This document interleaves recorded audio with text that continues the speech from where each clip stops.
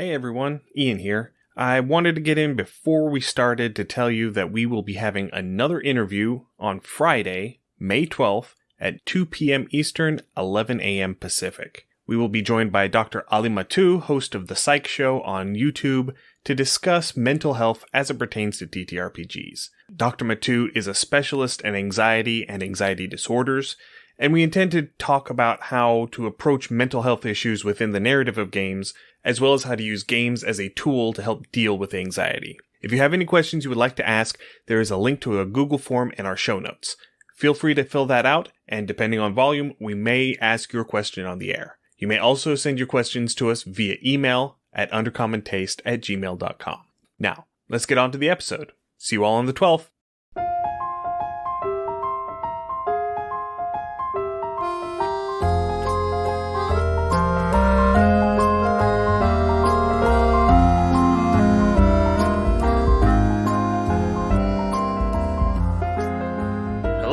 Welcome to Undercommon Taste. This is a podcast where we create and discuss homebrew content for tabletop RPGs. Since there must be chimeras, why is perfection not the chimeras of all men? I'm Ian Woodworth. I'm joined by my co-host James Daly, and today, in case you couldn't tell, we're talking about chimeras. A little bit of a spoiler in the beginning. Just a little bit. Yeah. Well, whatever. What's a spoiler amongst friends? That's right. So, again, we've been kind of going along doing a theme of cryptid/mythological/ kind of...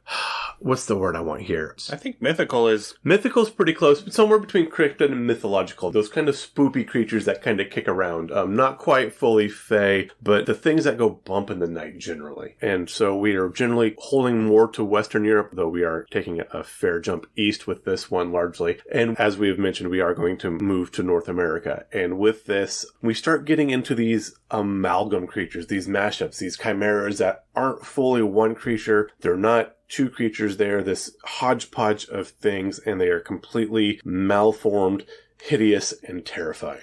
Yeah, I think that's a pretty good way of putting it. I mean, you find these all over Europe, especially during the Middle Ages. I mean, they love just slapping critters together and making new weird monsters out of them. Yeah, well, I mean, they take one scary thing from one thing, another scary thing from another thing, like, hey, double scary. It's kind of like pineapple, pin.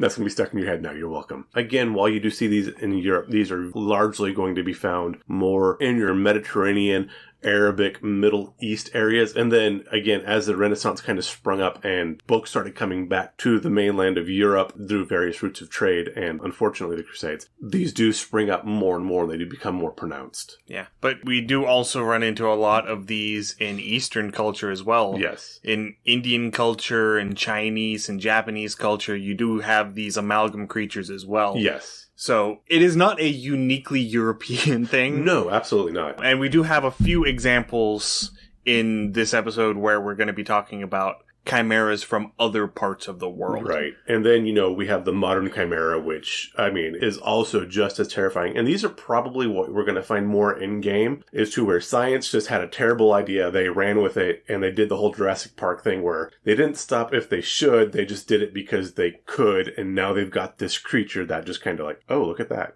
Before we get too far into the episode, if you have any comments, suggestions, or ideas, please send us an email, undercommontaste@gmail.com, or send us a direct message through our Twitter account at UCT I did notice that there has been another mass exodus from Twitter because of new user policies, and so we may or may not stay on Twitter. Right now, it's just one of those inertia things.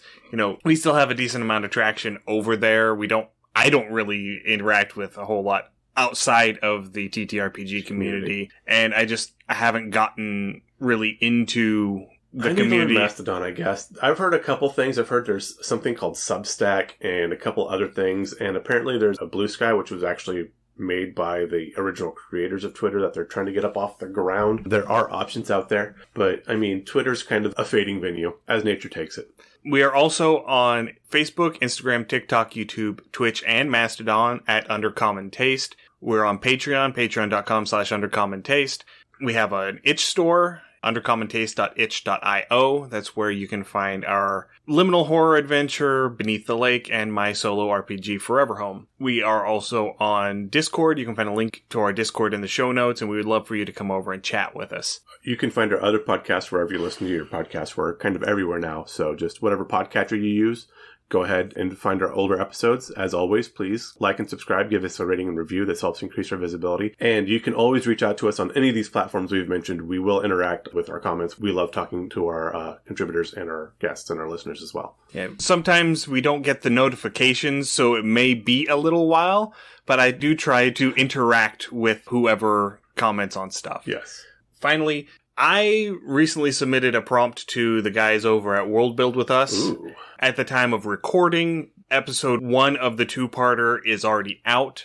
By the time this comes out, both parts will be out. Excellent. It was an interesting concept that I had, and I loved the direction they took it. Okay. Basically, the concept of a high fantasy world plunged into an apocalypse because magic just stops. I like it. That's actually a game I'm currently working on called The Last Spell. And it's that magic has gone too far, and so they are trying to create the last spell to sever the world from magic. So I could actually see this leading into your world, which would be kind of fun. So I'm going to put a link to that in our show notes, and I encourage you to go and check out World Build with us.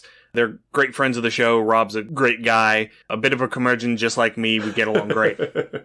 Okay, so now to the spoopy bits. Now for the spoopy bits. So I think if we're going to talk chimeras, we really have to start with the chimera. Absolutely. And this is one of those things very much like Pegasus. The chimera is actually a singular creature. It is a specific creature. Not all chimeras are the chimera, just like not all winged stallions are Pegasus. Pegasus was the name of a particular winged stallion. Chimera she is a one-of-a-kind, very much a she, but again, through Greek mythology, had the body and front of a lion. In the middle of her back was a fire-breathing goat, because why shouldn't goats breathe fire? Because, of course. And then her tail ended in the head of a snake. So she has lion face, goat head that breathes fire, and a poisonous snake on the back. And she very much would wreck your day. Going through the chimera, again, because she was a she was the embodiment of feminine evil. Which is kind of a weird twist on this one. I don't know. It's kind of a thing. But yeah, so when witch trials came up, obviously she had the spirit of a chimera or something along these lines, which is, probably wouldn't fly in today's culture, but again, something that carried back then. Also, the chimera was a harbinger of disaster, particularly volcanic issues. And again, if you're looking at Greece, Turkey, Syria, where you have a lot more geologic activity, even if you go further east into Byzantine, where you have near the oil fields, where you had the tar oil bubbling up, these things could catch fire. So this point of noxious gas and fire, this chimera was supposed to be a harbinger of this kind of disaster. Harbinger. Harbinger, yes. Again, words you read that you never actually hear pronounced anymore. I use harbinger all the time. I don't know about you. Me. But yeah, so this chimera was this harbinger, this harbinger of destruction. And again, it was very vicious because it had the speed and strength of a lion. It had the constitution and the tenacity of a goat, plus it breathed fire. I have no idea where the fire breathing and goats got mixed together, but it did. It also had this poisonous, noxious tail that could poison you, much like a lot of these methane gases would. And so this is, again, the one. In mythology, the chimera could only be killed by pouring molten lead down its throat, which was one of these things I read when I was in 3rd or 4th grade. That made me fascinated with mythological creatures to start with. It was killed in the Iliad, and that was how, I forget the Greek hero's name, but he literally attached a piece of lead to his spear, and as the goat had breathed fire upon him and the spear, it melted the lead, and he shoved the molten point of the spear down the lion's throat, apparently either burning out its throat or filling its belly with lead. That would have been a big ol' honking spearhead. Yeah, they're Greek, it's like the spear of Hector was kind of huge. Yeah, they are demigods. With this, he was very much a mortal, but again, very much like you see in anime. I'm looking at you, Final Fantasy and Cloud, maybe the weapon was compensating a little bit for something. Just the oversized buster sword or things like that. Greeks loved their giant spears. I'm not saying it looked phallic, I'm just saying they loved their giant spears. And so this is the primary chimera. As we look at others, again, we have things like the hippogriff, which kind of comes along the same lines where you have this avian head attached to a horse's body. This creature had both the majesty of land and sky. And as you start creating your chimeras, if you're wanting to homebrew a chimeras, that's what you're wanting to do. Is you're wanting to take the best aspects of any creature and kind of mesh them together. Another great one that we all know of is the Sphinx. Again, another flying creature. Has the head of the lion, the wings of an eagle. So again, you have the majesty of the king of the jungle and this great creature on land, as well as the majesty of this large flying soaring creature. The Sphinx, again, as we well known, was very much known for magical abilities, would like to tell riddles, was the guardian of the labyrinth, So, I mean, the Sphinx was always great, great fun. And then you had the more bestial variation on that with the lion-eagle mashup in the griffin. Right. So, the body of a lion, the head and wings of an eagle. Sometimes they had eagle talons for the front legs. There was a very popular motif especially in medieval Europe, because it combined the lion, which was the king of the land, with the eagle, who was the king of the sky. Yes. And so the griffin was considered a very magical, very powerful creature. In some of the early lore, Pliny the Elder wrote that they would dig burrows to lay their eggs, and that you could find gold nuggets within the nests because they were tied with locations of vast wealth. If you could find a griffin, you could find gold because they dwelled in the same sort of areas. Right. Almost iconic in that, except dragons were more likely to steal and plunder or otherwise abscond their wealth. The griffins themselves just kind of were natural prospectors, I guess you would say, and they gravitated towards areas where wealth would naturally be found. And in some of the stories, they were actually listed as protectors of vast treasures. So you would amass a hoard, and then a griffin would just sort of move in and say, sort of this is mine, but in the same way that a cat, you get a box, and then the cat just jumps into the box, right. And so the box now belongs to the cat. Exactly.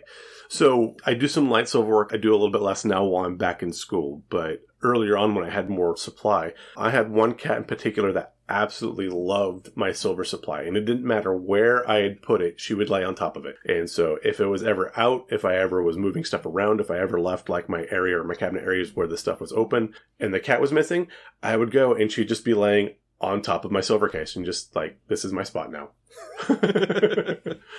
She also stole my bread. She's the only cat I've ever known that would steal bread. She'd actually we had to keep bread in the microwave because she would jump up on top of the fridge, and she'd only eat the center of the loaf. She'd eat straight through the bag, right in the middle of the loaf, leave everything else. So she was a weird cat.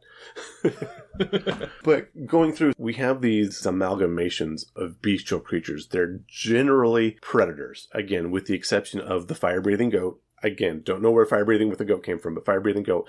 And horses, because horses generally represented speed and strength. Otherwise, your amalgamations were parts of predators to make them stronger, to make them fiercer. And of course, the deadliest predator, being man, would bring us to the manticore. Yeah, the manticore is one of many chimeric creatures that are at least part human. Yes. In their amalgam. Yes. It was the head of a human and the body of a lion. Sometimes they would have these tails that are covered in venomous spines, kind of like a porcupine. Sometimes they had a scorpion's tail. Right. If they had the venomous spines, in those stories, they would be able to fire those spines like an arrow. So yeah, these manticores were kind of terrifying. Definitely nothing you'd want to walk across in your trip through the woods looking for truffles or anything like that. Definitely would ruin your day. Absolutely. And if you're familiar with the D&D manticore, you'll notice that I left a very important element off. Because the mythological manticore did not have wings. Yes, no. The D&D manticore does. Because why not make something terrifying even more terrifying by letting it fly? By letting it fly. And again, this is the entire concept of the Chimera, which is kind of fun. It's like, take all the things you're frightened of and just mush them together. Oh, yes. Oh, yes. But yeah, the manticore itself, again, another one of these deadly femme fatale type critters. Manticore definitely feminine with the human face was generally historically feminine. Again, more modern versions, it could be a male face, but historically it was a female head. I don't know if that was to make it more attractive to lure people in, or if, again, it was supposed to present this feminine danger. Again, there was a lot of repressed thought in the Middle Ages. That's all I can say. The manticore well predates the Middle Ages. It's from ancient Persia. Yeah. I think it's from Assyrian mythology. I mean, that sounds about right. Again, that kind of... There are a lot of Eastern these. Mediterranean. Yes. There are a lot of these that have their roots in Assyria. Right. And again, you just go back as far back as we can with culture and like records of civilization. So again, you're talking Sumeria, Syria.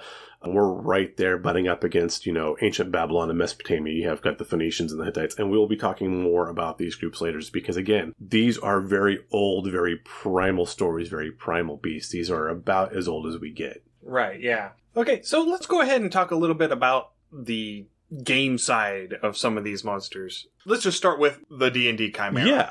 As built in D&D, it is a tri-headed creature. Yes. 3 heads on one body. Has the hindquarters of a goat, the forequarters of a lion, the wings of a dragon, and one of each of those heads. Right. Now, with the D&D creature, the heads are all up front, kind of like you would notice with Cerberus, versus the mythological version. You've got the lion head up front, the goat head in the middle of the back, and then the snake head on the tail. The way that they are drawn and depicted, typically you have the lion head in the middle, the goat head to the left, and the dragon head to the right.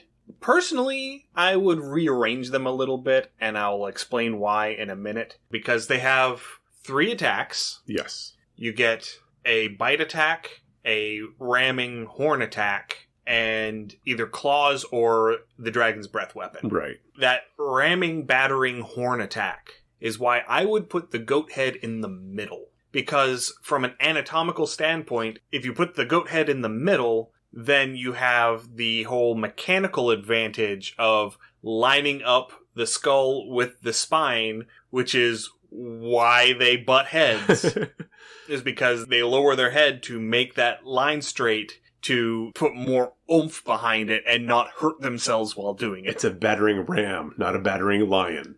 Yes. Yes. Exactly. But I could also see that if you were an artist and like, hey, I get to draw a lion, and then you're like, yeah, I'm going to throw a go ahead on this thing. That feels a little weird where you can just, okay, I'm going to draw a whole lion, and then I'm going to add these 2 things on the side. Is a much easier task. There is that. Now, with this dragon head, the dragon head is typically a red dragon. Yeah. But it is explicit in the monster manual that you can have other colored dragons. And again, this makes sense too, the dragon head being a fire breath weapon, because with the D&D Chimera, the goat head just acts as a battering ram, and the goat head itself does not breathe fire. And so you're going to have this. Red dragon would make sense. Gold dragon, again, this generally is going to be an evil creature, so a gold dragon wouldn't fit. They're almost always chromatic dragons. Yeah, I could see a green dragon with the poison spray if you want to take the poison tail end of that Chimera and forego the fire. Absolutely, yeah. So these are monsters that, despite their slapdash construction, are actually capable of breeding. Yeah. And giving birth to more chimeras. They actually breed true. Yeah. Which I is... don't want to see that nature film. No, me neither. They tend to be solitary. Sometimes they live in groups of 2 or 3. Occasionally, the lion aspect of this thing will take over, and they will create a pride. A pride of chimeras would be terrifying. Yeah. Though I could see that this would make a lot of sense if you wanted to homebrew. Like I said, you need a one-off or you need a campaign. You could really have a pride of chimeras maybe on the mountainside, and maybe they're going through and they are scorching like a druid's grove or something like this, and they are going through. Because again, they are these embodiments of destruction coming down a mountain. And so maybe not even a druid's grove, just the wilds and a town nearby know these things are coming, and they have ruins, and they can see the fires kind of creeping down the mountain coming towards them. And so they are going to send your party out to kind of clear this menace. Now, there are a couple of other variants. I don't know if they're found in game or in the novels, but there are a couple of variants. One is you replace the lion's head with the head of a manticore. Okay. Kind of terrifying still. And it also gains the manticore's tail. Oh, definitely terrifying. So now it can shoot poison barbs at you. Chimera core? Chimera core. It sounds like an old rock or hardcore band type thing. Yeah, that is a scream metal band. That if is I ever heard absolutely, one. yes. That is my scream metal band name now, Chimera core. And the other option that is listed is replacing the goat parts with the parts of a gorgon. Oh. The D&D gorgon, mind you, not, Medusa gorgon. So this is the big metallic bull-looking creature that breathes a petrifying gas. Yes. So instead of having goat hindquarters, it has bull hindquarters with this thick, almost metallic hide, and it has another breath weapon that can petrify. I like this. And this kind of, I feel, is a little more true to the actual mythical chimera, because now you've got the fire weapon, you've got the teeth of the lion, and you have this poison ability. And if you actually did incorporate this would definitely give your creature on the table a sizable AC bonus. I would think at least a +1 or +2, I would imagine. Yeah, I would probably give it a +2 natural armor AC bonus for that. Now, there are some other kinds of chimera hybrids that can be found in lore. Absolutely. And in other places. A lot of these ended up coming from Dragon Magazine. Yeah. As you do. One is the Drachimera, which is the offspring of a chromatic dragon and a chimera. Again, that is another nature film I do not want to see.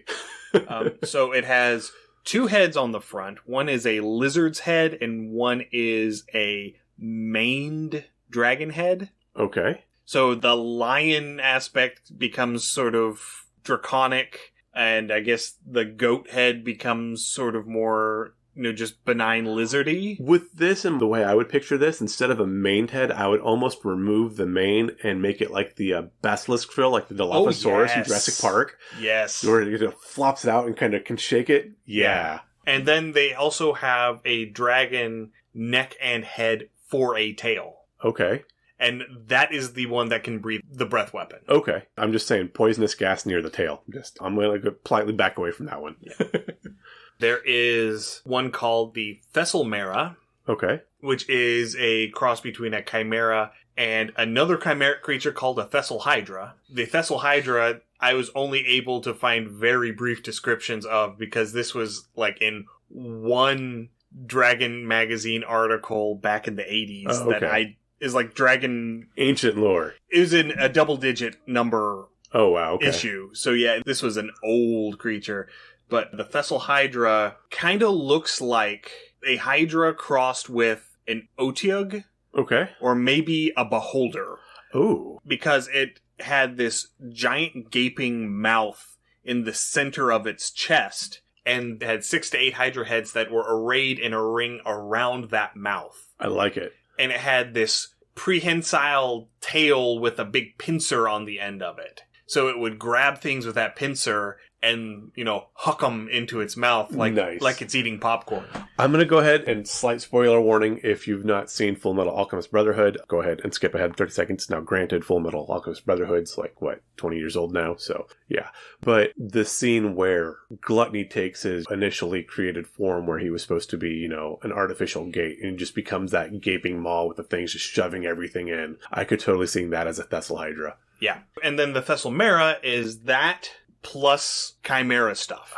So it has the scaly body of a hydra. Okay. The goat's head has been removed. The maw has been added. Okay. So it has this giant gaping maw with a lion head on one side, like a dragon head on the other side, and then it still has the prehensile pincer tail. Okay. Kind of terrifying. A little structurally wonky, I would think. That would make a really strange and fun printable. I think if you could print that out and just plop it on your table, what the hell is this? Yeah, it has 3 lines on the Forgotten Realms wiki with a picture. Because it's been forgotten. I mean, if you want to talk about unearthed arcana, this is the definition of arcana right here. This is old D&D stuff. I love it. And then another one, there is a module written by a group called Out of the Box. And Nerdarchy did a review of this module. In that module, they have an Arctic-themed chimera. Okay. With a white dragon head. Okay.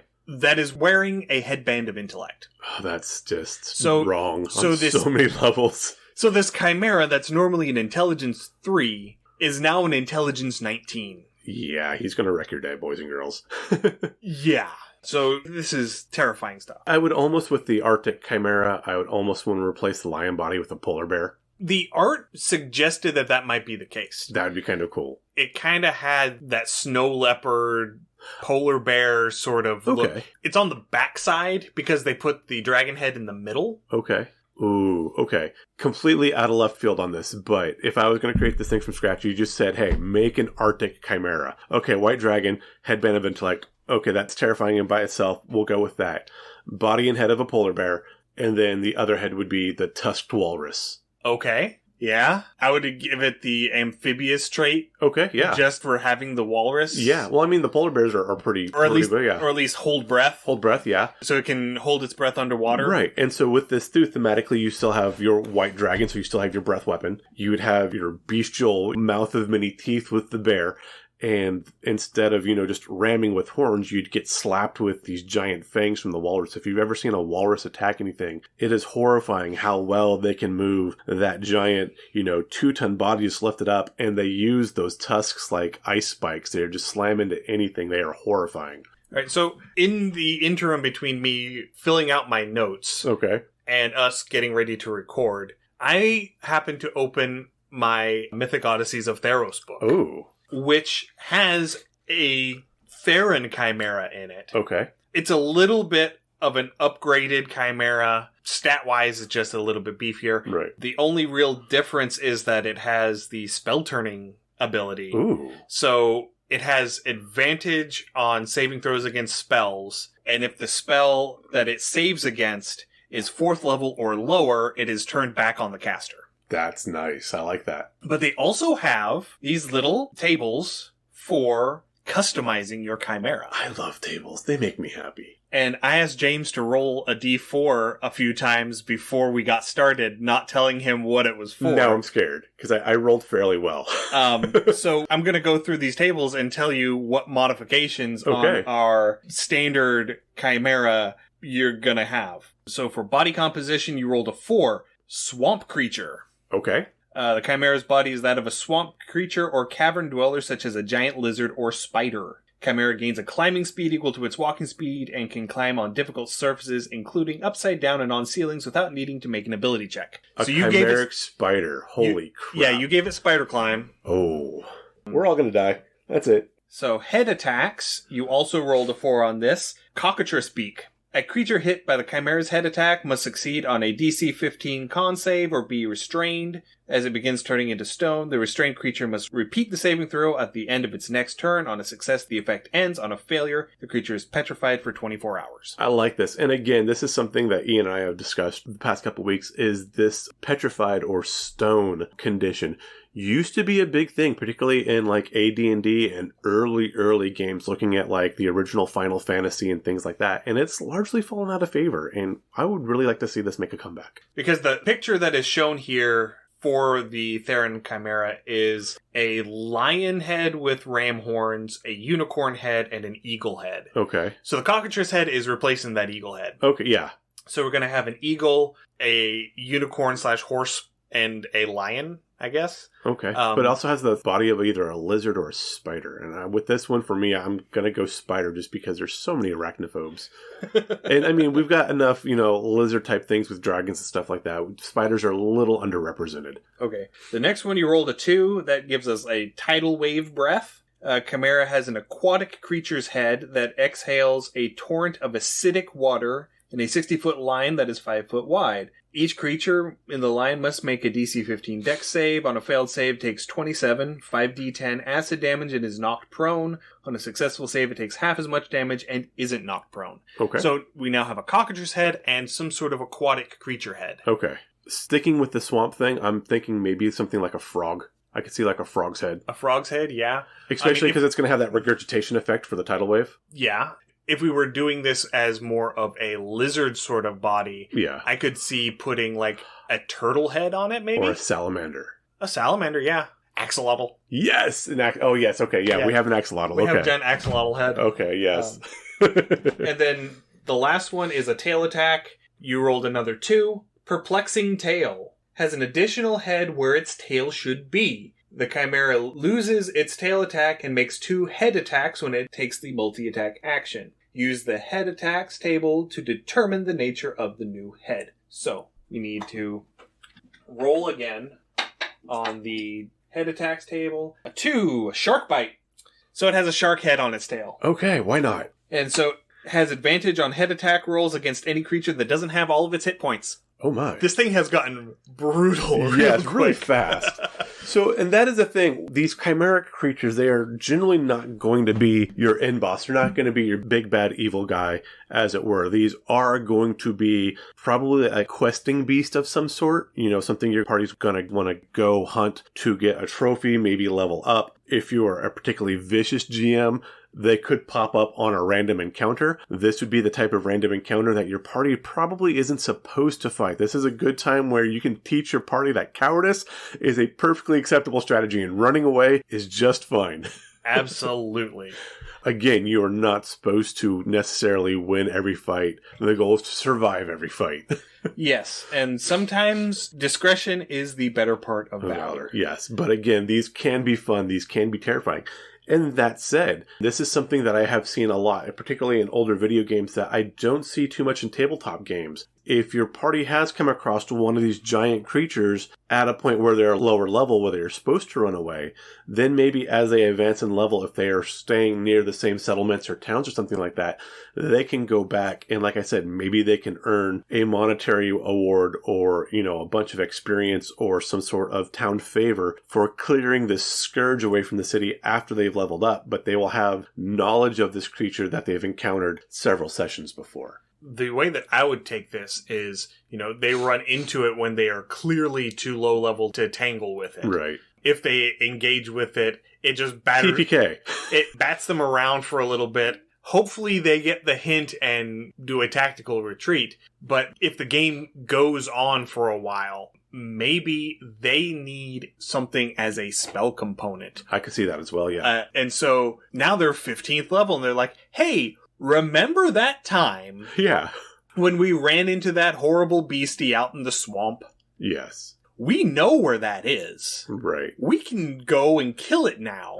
I like this too, and especially if your party was the one that tried to, you know, fight this thing and got battered around a bit. Maybe some of your players are harboring or carrying some scars from this battle. And again, this would go into how well your players RP or anything like that. But as a DM, hey, you are now permanently scarred from this attack. And so now they've definitely got a solid memory of this thing. And this does lead into, again, that immersion of the game, which makes the game far more relatable. And memorable, because it's not just a bunch of here's this and it's gone now, but everything, all of their actions have consequences that range even further into the game other than just that one session. Yeah. And, you know, especially if one of the party members died. Oh, even better. Because if you do this early enough, this is before they have access to resurrection magic. Yes. And so maybe this is an instance where you did actually kill a PC and they all retreated, and that player ended up having to roll up a new character. And so now this also adds this sense of vengeance to it. Yeah, absolutely. Or if they're high enough level, by this point, you'd be able to collect the remains of the party member, if there are any. Right. And you would have access to like a 7th level resurrection spell, and you could actually resurrect them. Right. Or even if you don't, if you've had enough money, then you could take them possibly to a town cleric and do it that way, though that's a very expensive option. Yeah. That would be a major metropolitan area cleric. You know, you're not going to be able to wheel in with a cart full of bones to your rural... To your local hamlet. to your country temple cleric, you know, the one that has a congregation of 30 people because there's 30 people living in town. And, you know, expect him to drop a 7th level resurrection spell. Why not? No, I brought him to a cleric. Why not? I even got my bag of gold. What? No, make with magic. DM magic now. But yeah, so again, these chimeras, again, they're fun. You can use them as harbingers. It depends on how you want them, but they are going to be wandering beasties, that kind of thing. The other aspect of chimeras that we haven't really touched on yet is a lot of these, especially some of the D&D ones, the more famous ones, were creations. I'm looking at Miss Nina Tucker currently. Sorry? I said I'm looking at Miss Nina Tucker currently. Okay. Full Metal Alchemist. Oh, yes. Sorry. The name just sort of Went right over his head, over. yes. It's been a long time since I've watched, so... I just need the picture, though. The picture and you'll know. Edward. Brother.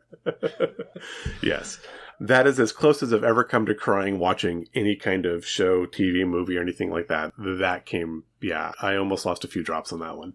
All right, so let's talk about a few other options for chimeric creatures that appear in D&D. Yes. One of them is the Simurgh. Okay. The Simurgh is a chimeric creature of Persian origin. It has a dog's head, a lion's body, a peacock tail, and hawk wings. Interesting. Fans of Critical Role who have been watching Season 3, these are the creatures that the guards in the city that I'm blanking on, where they start the campaign. Okay. The guards in that city fly around on Simurghs. Oh, okay.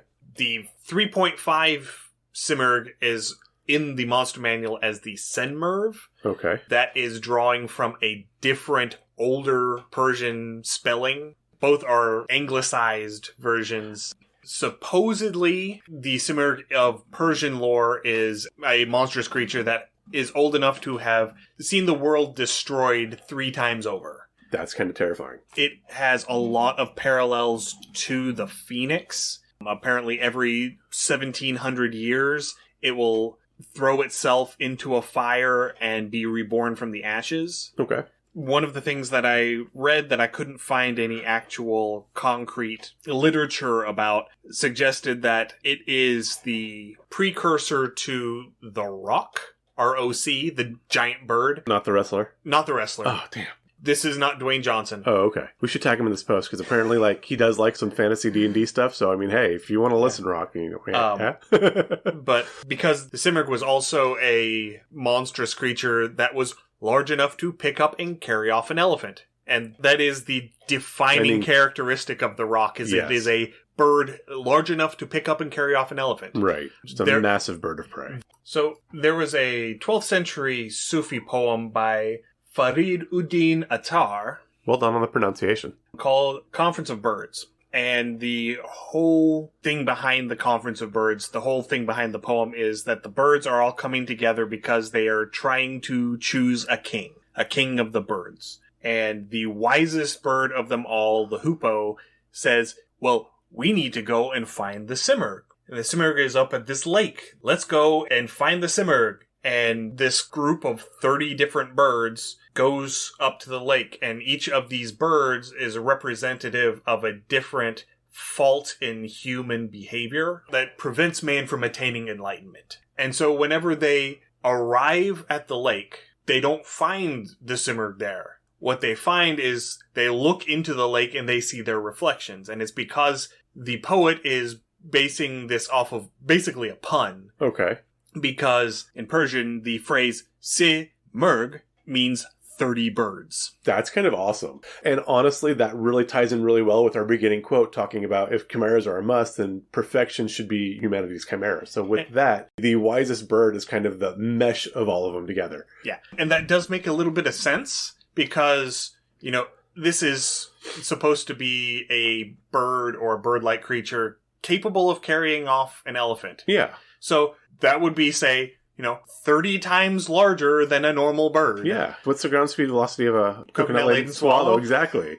But I mean, if you had 30 swallows, how big of a coconut could they lift? Yeah, on a string? Yeah. I mean, if you really wanted to wax philosophical about this, while each of the bird characterized one human flaw, all of them together would also have the counters to those flaws. And so, it does bring about the importance of community, which, hey, tabletop community, we love y'all. All right. Another one that is in D&D is the Periton. Okay.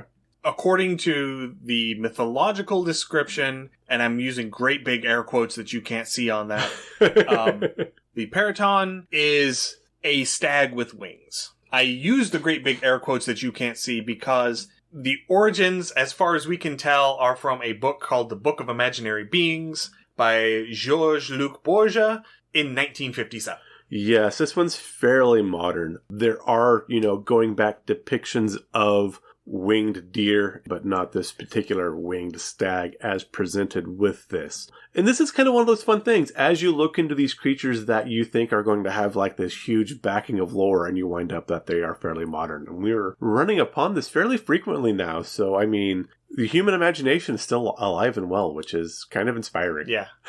So the author claimed that he pulled this from a bunch of ancient stories, but he didn't provide sources or any sort of documentation for it. Citation needed, and no Wikipedia does not count.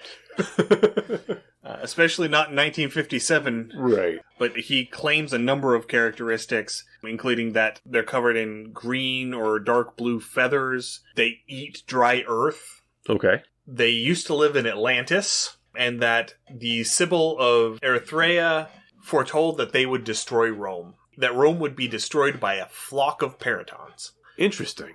And as James mentioned, winged deer are all throughout medieval iconography. The earliest instances that I was able to find trace back to the Scythians, who are a Middle Eastern / Asia Minor, in that area. I didn't write it down, but I think it's starting around the 7th century BCE. It sounds about right. And the deer was an important animal. I don't know the significance. I don't know that archaeologists or anthropologists even fully understand the significance, because I wasn't able to find a whole lot on it. It might just be that it's a JSTOR thing that I don't have access to the articles. Could just be that the information is behind a paywall. Talk to me about that later on, as I am currently enrolled in college and classes. I do have JSTOR access. Don't you threaten me with a good time. And so, both in the book and in D&D, one of the big, important details is that the Paraton does not have a Paraton-shaped shadow. It has a human-shaped shadow. Okay, I like this so far. While the why for that is not really laid out in the lore book, in D&D it is. One of the important changes made to the Paraton between the lore and D&D is that the Paraton is no longer a deer with wings. It is now a raptor, a giant bird, with a stag's head and these big, nasty, sharp, chompy teeth. Okay. And in D&D, the shadow that it has is the shadow of the last person it ate. I like it. Now, we had talked about this a little bit previous, and my mind took this a slightly different direction, and that the whole idea of the Paraton itself is a myth, and that your players never actually get to encounter or fight the Paraton, because the Paraton itself is an illusion of a dragon. And maybe it's casting the shadow of the humanoid form of the dragon because it's using this magic to kind of change its shape. And this would be one of those kind of misdirection things that you could throw, is that they see this Paraton and it's obviously a threat. It's obviously threatening people as your party goes to approach it. And then, bam, oh no, there's a dragon. I mean, that is an option, but I mean, there are so many other options that you could do with this too. Just about any of your more powerful fiends would also do this, because a lot of them do have a humanoid sort of form. Right. And so if they just throw an illusion spell over themselves, and you just rule that the illusion spell is purely visual, and so the light from the sun still passes through and still hits the physical body inside, and so it's still casting a shadow in the shape of the devil or demon that is within the illusion. Yeah. And see, I like this. And again, too, this especially kind of promotes the DM to examine what the actual wording of the spells are. And again, you can get really super rules lawyery with it, and man, that's not so much fun. But if you actually look at the rules of the spell, you can really do some interesting, especially with things like illusion. It really is an underutilized school. Yeah. You can do a lot of really interesting things to misdirect or confuse, and set up your party with this false idea or this false confidence that they're going to meet this thing, and it was all magic. Ta-da!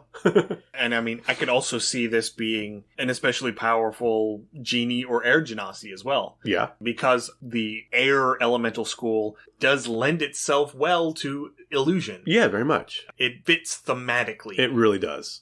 Okay, moving along. This is one that James was really happy that I found. Yes, I love this thing. This thing is horrible and amazing at the same time.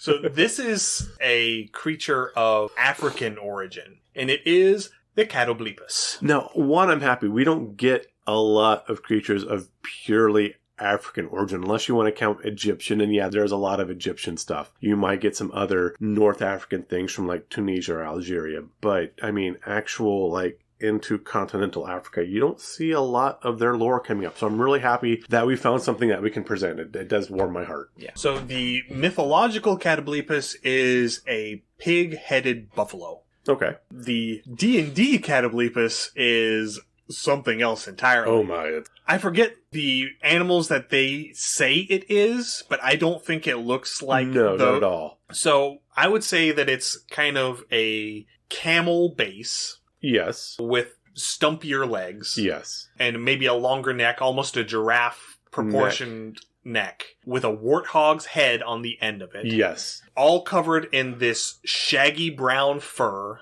with a giant ankylosaur clubbed tail. This thing is amazing. It's really like, I want to play with these creatures. They look so much fun. They really are. According to mythology, they had a stare or maybe a breath that could petrify people or kill them outright. Sometimes it was a noxious, poisonous breath instead. Luckily, its head was very heavy. And it had this long, spindly neck, so it took a long time for it to get its head swung around to look at you.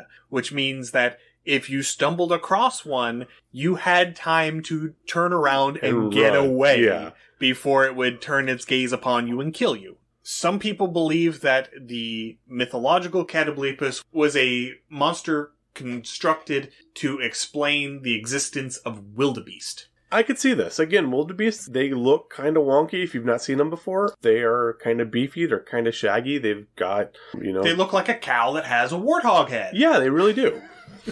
They really, really do. And horns. Yes. A horned warthog head. Yeah. I mean, you could say that and, yeah, you know exactly what a wildebeest looks like. Yeah.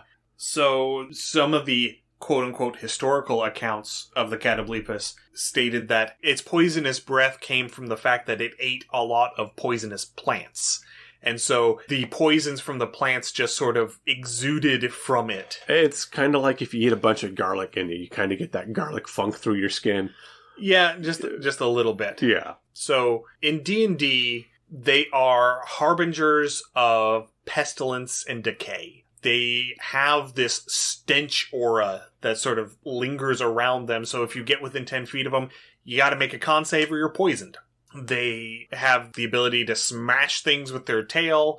They have the ability to headbutt things. They have a recharging death ray. That's like awesome. Literal death ray.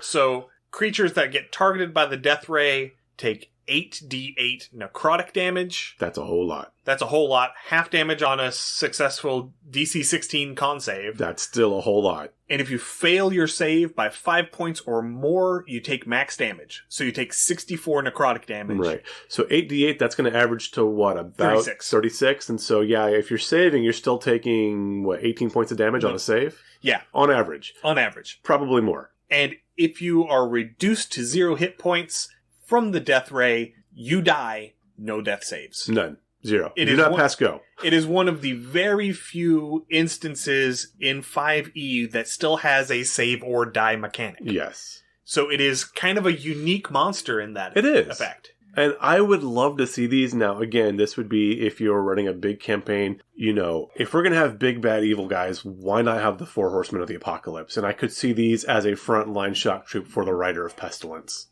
Yeah.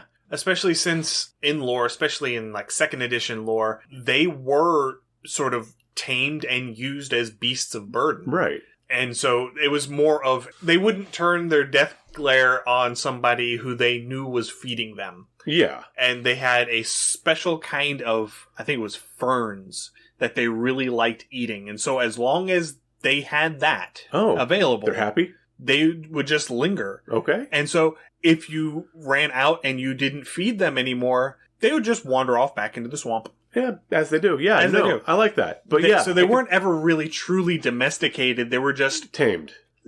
They were just hanging around and docile and compliant as long as there was food. I could see that. Again, having a parrot, I can totally imagine that. No, but I like these. And like I said, I could see these as using as a frontline either a beast of burden or like a type of shock troop for, like I said, a blighter would be another really good. That's an old 3rd edition. It was basically an evil druid that instead of communing with nature each day to get their spells, they would have to destroy a set amount of nature each day to get their spells. The blighter in 3rd edition was a really kind of a tragic character, very interesting because they were initially druids. They still had this connection to nature, but they became so twisted and evil that, like I said, they had to destroy nature to gain their power and their spells. And so that hurt them. It bothered them that they were destroying nature, but they were so power hungry they would do it anyway. Yeah. And so I could see a blighter using catyblepes as, like I said, a beast of burden or a guardian of some sort. Yeah. There were instances in lore where hags would basically keep them as cattle. That would also make perfect sense. And again, they're horrifying enough and they're kind of malformed. They would fit very well with a hag. Yeah. And their milk was... This is a really bizarre thing. So their milk was actually perfectly safe to drink if you could drink it. It had the consistency of treacle, so it was very thick, almost like evaporated milk thick. Yeah. It had the color of cranberries, and it smelled like baked ham. This stuff is weird, though. It would be amazing, like an amazing ham dressing for like a Thanksgiving sandwich or something like that. Yes. I also imagine from The Last Jedi where Luke Skywalker and he's drinking that green milk from those critters. Yeah. Yeah, except red. It's gross. It is. Because it's cranberry red. It's that deep, dark red. Right. I'm not going to go into what mental image that creates. I'm leaving that to you. But they would make it into a cheese that was very highly sought after because it was a very high quality cheese. And I mean, who's going to keep a catyblepes unless you got these ferns? Because if it gets mad, it's going to stare at you to death. And apparently there was an order of blind monks that would go out and milk these things. That is a way to defeat the death gaze. You can't see me, I'm not looking at you. Exactly. And apparently you could take the cheese and you could ferment it into catyblepes death cheese wine, which was a super high potency alcoholic spirit. I love this, and I love the fact it's called death cheese. Yes, catyblepes death cheese. This is what we're going to serve as concessions for my Chimera Corps band. Yeah. Chimera Corps serving death cheese. It's the color of blood. Exactly. No, this is the most metal thing ever. This is our most metal show we've done. I mean, you can literally just cut off a slice, slap it on a piece of bread, and you already have a ham and cheese sandwich. Exactly. You don't have to add anything else to it. I mean, just put some of that extra milk on top just to give it the extra... Yeah, we're set. Yeah. Okay. I think we've played out the catyblepes. Yeah, the catyblepes is definitely very interesting, and I really want to bring one to my table soon. And it's so much fun to say. It is. Anyway. Catyblepes. So, James did mention a couple of constructed chimeric creatures that are purely D&D creatures. Yes. The most common, especially with the D&D movie having come out, has to be the owlbear. Yes, the owlbear will absolutely wreck your day. I will say I did get to see the movie before the showing closed out here. Very happy I was able to sneak in and get that. They did a great job with the owlbear. Very well done. It was a lot of fun. I enjoyed it. Yeah. So, for those of you who may not know what an owlbear is, it is a bear with an owl's head and owl talons on its front feet. And it's generally covered in feathers. Its body is generally feathered. Yes. Or at least the front half. Half of it, yeah. Sometimes back half can be a woolly bear, but yeah. The common lore is that they were created as a magical chimera by some wizard. Right. There was a little bit of lore added in 5th edition that suggested that they might actually be natural creatures native to the Feywild. I have not read that. Now, the bit of lore I read in the books talks about the owlbear and says the best thing about the owlbear is that the wizard that created them is dead. Yes. I think that is actually a quote attributed to Elminster. Okay. But yeah, I mean, this gives you the depiction of the general temperament of the owlbear. Yeah, so in some instances in lore, the elves that live in treetop communities will actually encourage colonies of owlbears to move in and live around the base of the trees that their cities are built in. Okay. I mean, this makes sense. They would be a perfect guardian, especially if you're not walking on the ground. Yeah, absolutely. Floor is lava, boys and girls. Don't touch it. And apparently, they are the favored war beast and mount of hobgoblins. Interesting. I did not know that. Yeah, I don't remember where exactly I read that. I can't remember if that was on the wiki or if that was actually in the monster manual. But just imagine that. I can't imagine trying to bridle an owlbear. I mean, to give you some kind of inkling, okay, so you've got the jaw power of a bear or an owl. I have parrots. I enjoy birds. I have an African gray. She's relatively small. But you have a bird. There's another parrot called a hyacinth macaw. They're absolutely gorgeous. And I mean, they're about the size from your elbow to your shoulder, maybe a little bit bigger than that. They are a fairly large bird. And as juveniles, their beaks are strong enough to snap a broomstick in half. Yeah. Scale this up to the size of a bear. This thing's going to snap you in half and not even blink. You could be wearing full plate armor and it'll snap you in half. I mean, it's... Well, I mean, if it's going off of an owl, yeah, it's going to bite down over top of your head. Uh-huh. And then it's going to throw its head back and swallow you whole. Yeah. And then it will cough up all of the undigestible parts of you in like a couple hours. That would be a good way to find an armor reserve, a bunch of owlbear pellets, and you're just kind of like... Did you ever do that in school where you had to like get to the bones? Yeah, so you're doing that. And, hey, look, I've got some plate armor. Yeah, you can just run off with it. I've got a breastplate. Just clean it up a little bit. I mean, there's your idea for how you find loot in the back of your owlbear lair. Yeah, you have to dig through the owlbear pellets. Pouch of gold, some armor, maybe a dagger or two that's horked up. The occasional magical item, like a necklace or a ring. Or that makes perfect cloak. sense. Yeah. Well done. I like it. Yeah. I mean, I can see it. It would be another one of those things where it's sort of an ill-advised thing. It's the reason why we don't see carnivorous animals as mounts in the real world, because they are inherently more aggressive than herbivores. They require more upkeep. They're often not as large and so are not capable of the strain of bearing a passenger. Right. Also, a lot of your predatory animals or carnivorous animals, with exceptions such as wolves and lions, I mean, those are the two big ones, tend to be solitary creatures. And they don't function well in a group. But owlbears do function in groups if you allow them to. Right. I can see having a hobgoblin wizard or shaman or someone like that capable of casting speak with animals or animal friendship or some of these enchantment spells that are able to more or less domesticate. I would get that, but now I ask you for a DM call. Okay. Again, I'm going to rose lawyer a bit, because the owlbear is listed as a monstrosity, not a beast. Would speak with animals work on such a critter? Well, I would personally say yes, because I would go back to 3rd edition when they were magical beasts. Fair enough. As opposed to monstrosities. Okay, and that is fair. And again, this does become a DM call. This does become a little bit of rules lawyery, again, depending on how exactly you want to read the text, if you want to call back. And if you're a DM, if such a question does come up, as long as you have a fair justification for your answer, that's fine. If you're just making rulings willy-nilly, that's an issue. But if you do have a justification for your answer, that's generally going to fly with most tables. And as long as you are consistent with your rulings. Yeah. Don't let one person do something and not let someone else do the same thing or a very similar thing. Correct. As long as you're consistent, homebrew your rules as you want. But with the hobgoblin, this would definitely be a higher end. This would definitely be a commander of some sort or a leader. This wouldn't be a hobgoblin grunt, on a bunch of owlbears. This would definitely be a mark of prestige. Yeah, I would say, the general of the army has his owlbear mount and maybe his immediate lieutenants. I could see that. Each one is in command of a different fist of the army. And so your different fist commanders would have an owlbear mount. I could see that. And then the general might have like an armored owlbear or something like that. Yeah. Okay. I could totally see that. And oh my god, that would be so exciting to come up against. Oh, and what would be even more fun, if we're going higher level on this, is if there happens to be, say, a hobgoblin or a goblin druid in this army that has awakened the general's owlbear. Ooh. So it is a sentient owlbear. Ooh, I love this. And it's covered in like plate barding. So you sit there and I could imagine describing this. You have this huge hulking beast come up. The shoulders are coming up to your eye level. A giant owl beak. It's gleaming black or it's gleaming yellow. And it's covered with these plates of gleaming metal.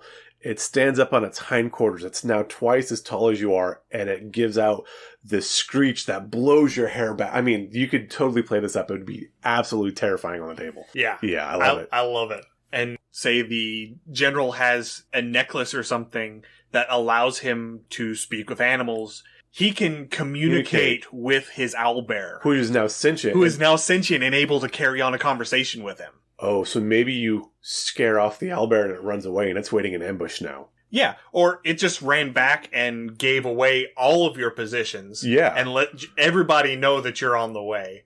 That would be a good mid-campaign thing, is you meet the general on his owlbear, so now you know he's there.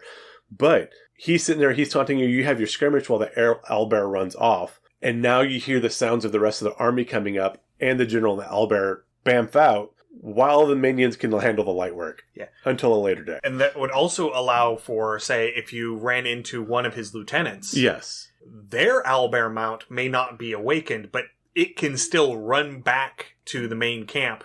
It can communicate with the general's owlbear. The general's owlbear can then relay that information to the general. Yes. And so now the entire army is aware of your presence. And that would be another way, if you did slay one of the lieutenants and the owlbear were to escape, then yes, this would still give. No, I love that scenario. That leads into so many more sessions.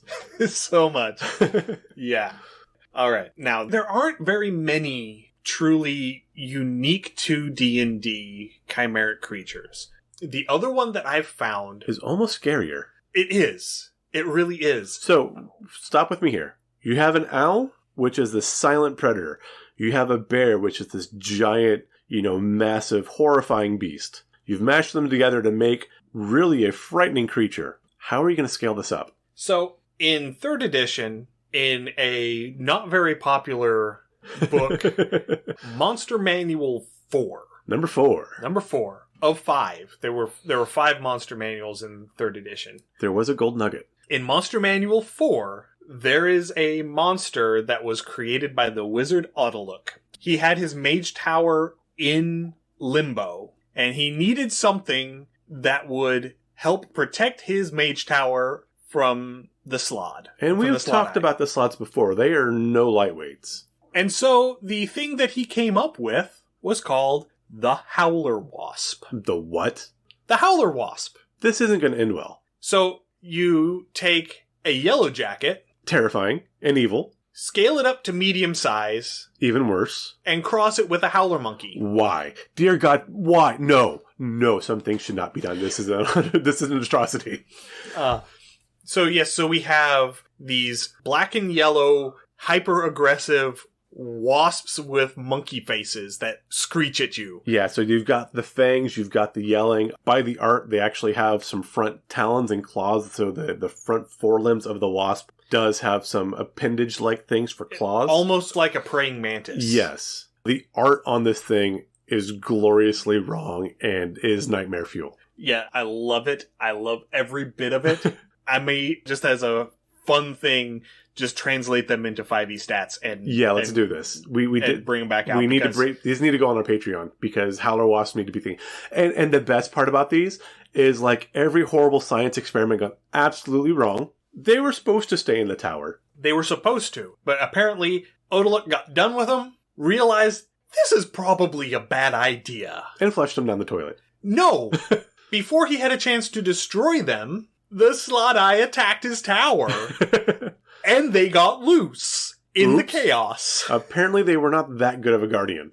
And so they form these hives, and they will roam up to 10 miles from their hives in search of food. And they are carnivorous, so anything that is meat is fair game. Yes. They are intelligent enough as social creatures to where if they are injured, they will flee from the thing that has attacked them, go back to the hive, get more friends, and come back. So this is your friendly Undercommon taste travel advisory. Let's avoid the limbo for a while. Or if you're truly evil, this would absolutely be something a chaotic evil character would do. There's no other alignment that would do this, but go to limbo and transport a hive into the material plane.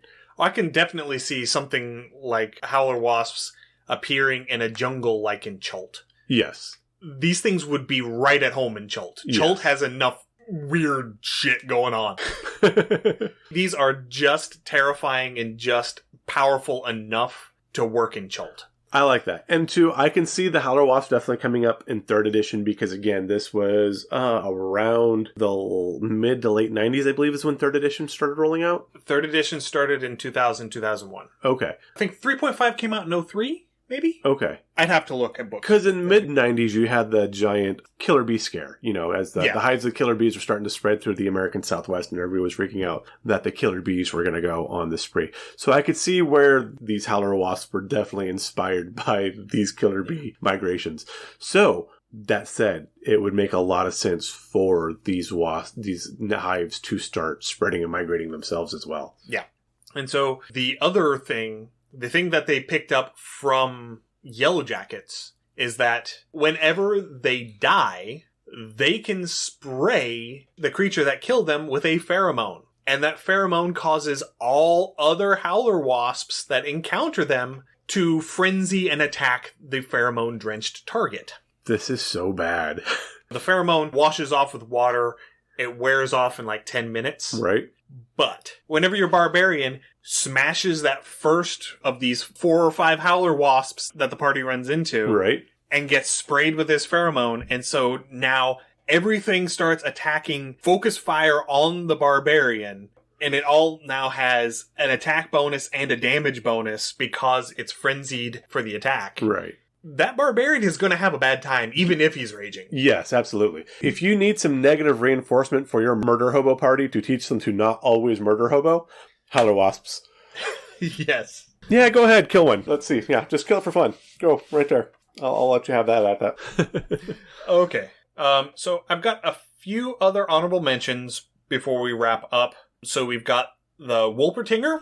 Okay. It is a creature of Germanic origin, I think. I do enjoy these critters. They have the head of a rabbit, the body of a squirrel, the antlers of a deer, and the legs and wings of a pheasant. This is very much a European jackalope. Exactly. Yeah.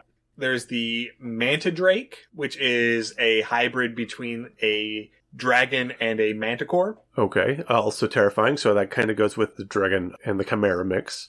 And then we have, of course, all of our person plus creature hybrids. So we've got things like the Minotaur. We've got things like the Lamia or the Naga, which are human snake hybrids. They're kind of like Yanti, but not quite. There is a Japanese yokai or spirit creature called the Nureona, which is a water serpent with a woman's head. A little scary, but okay. They apparently work in tandem with another yokai. I can't remember the name of it, but they'll be carrying what appears to be a swaddled child that is crying, and they will pass this child off to another person. And if the person takes it, they find that it is both very heavy, so they can't move with it, but it is also stuck to them. Oh. And so they're trapped there, and then the other yokai comes and eats them. Oh, that's like a mimic bomb. Almost. I kind of like it. So that is another thing. There are lots of human-snake hybrid creatures. There's, see here, Echidna. Echidna, yeah. And the other one that is the other parent of the Hydra. Typhon? Typhon, yes. Typhon. Typhon actually is a D&D monster also in Mythic Odysseys of Theros. Excellent. I happened to find that for research for the next episode. Hooray! Huzzah! More spoilers. Because more spoilers. We're all full of spoilers today. And then we have the centaurs and the wemmicks. Centaurs being body of a horse with the torso of a human. Wemmicks, we talked about them a little bit a while back. I made a monster called the Leonin Sagittary, which is based off of a heraldic monster, which ended up effectively being the Wemmick because I found them after the fact. Oh, okay. In the 2nd edition monster manual. So a Wemmick is basically a centaur that has a lion body instead of a horse body. Interesting. As you mentioned, James, the Sphinx. There is the Lamassu from Assyrian myth. Right. Which is, depending on the story, either a lion body or a bull body with a human head. Right. And eagle wings. And then most of the creatures that we talked about in the last few episodes. So things like harpies and sirens and mermaids and nixies and all of those that are half human, half fish, or half human, half bird, or any that sort of conglomeration. I mean, that kind of rounds out our mishmash creatures. Again, they are a lot of fun. You have a lot of options. And again, especially talking about with just specifically the D&D monsters and the created monsters, if you don't want to grab one from lore, which there are plenty of, there's a lot of explanation and reasons you could take there and just take the best or the most fearsome of any 2 or 3 creatures and just smash them together and say, hey, look what I made, because that's all a Chimera really is. Yeah. It's like a Play-Doh monsters. It's kind of fun. And then there's also one that I just happened to remember, like the Tressum. The Tressum is just a winged cat. Oh, because cats need wings, because they don't get into enough trouble as it is. And apparently they talk too, like the Grimalkin does. Oh, nice. But our friends over at Goblin's Corner a while ago did an episode on chimeras, and they came up with a whole bunch of really interesting combinations. I think my favorite from that episode, and it is a fan favorite, is the Beholder Shark. That's just wrong. That is absolutely wrong. So it is a shark that has the beholder eye stalks and a single central eye. And I'm going to have to go up these guys and smack them with a newspaper, rolled up newspaper, because that's bad. No. And I'll put a link to that episode in our show notes, and I encourage you to go and check them out, because Matt and Eric over there, they're great guys. They have a great show. Go listen to them. Absolutely. I think that pretty well does it for today. That does. I do have one more thing to say before we wrap up. Okay. Catyblepas. Catyblepas. Again, thank you everyone for listening. If you want to get in touch with us, send us an email, undercommontaste@gmail.com, or through our Twitter account for as long as that's still a thing, at UCT Homebrew, or come join us on Discord and chat with us directly there. We will see you again in 2 weeks. Actually, no, we will see you sooner than that. Yes. Because on Friday, May 12th, we are going to be having another interview. Yes, actually. And I'm going to let James explain who we're interviewing, because this is someone that James knows. Yes, so May being Mental Health Awareness Month, I will be speaking, we will rather be speaking with Dr. Ali Matu. He was a psychologist from Cambridge University. He's now over in San Francisco. He has the Psych Show on YouTube and Instagram. He talks a lot about anxiety disorders, and so we are going to speak with him about how to approach and deal with mental disorders in D&D and tabletop gaming, how tabletop gaming could also possibly be used to help, breach some of these social anxiety issues that many of us have, and how to address these things on the game in a fair and reasonable manner. Yes. So we're going to be having an interview with him. This is going to be an earlier in the day interview because family things on both his end and our end. So this interview is going to be happening at 2 p.m. Eastern Time, 11 a.m. Pacific on Friday, May 12th on our Twitch stream, twitch.tv/undercommontaste. If you can't be there for the live interview, it will be our standard episode for the following Wednesday. Correct. That all said, stay safe, everyone, and we will see you in 2 weeks. Happy gaming. Thanks for joining us for another episode of Undercommon Taste. Our theme song is Massacre Ann, written and performed by Mary Kroll and used with permission. You can find Mary online at marykroll.bandcamp.com or on Patreon at patreon.com/Dr. Mary C. Kroll. Our logo is by David Sutherland.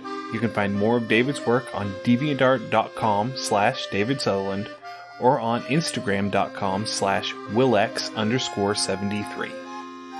We'll be back in 2 weeks, so stay safe and we'll see you then.